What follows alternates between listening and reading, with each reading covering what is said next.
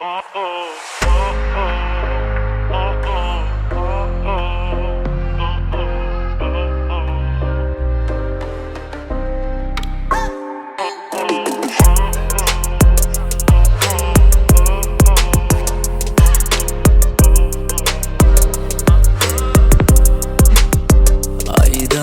barınmaya, aklımda kalanmaya, ummedim bağlanmaya.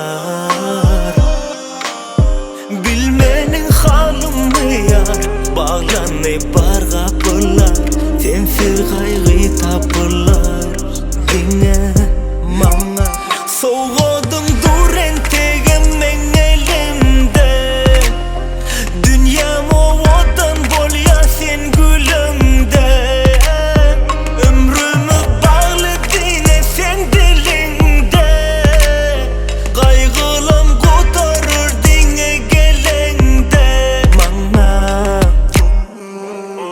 inni bana döner gelinni, dinle sözümü, karşımda duran özümü. Yazgırmaydan söndürümü, gel gitmeysene dönünni, koyma bir özümü. Görmeyin mi gözlerimi, sensiz kime gidebilmem.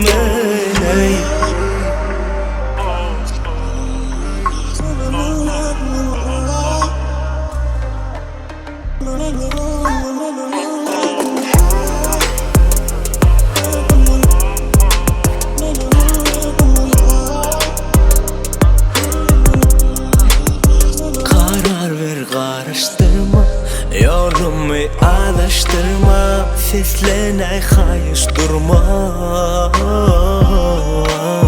Sen güldikken çündürme, meni keseki de görme, kalbimdaş dele sen cezanı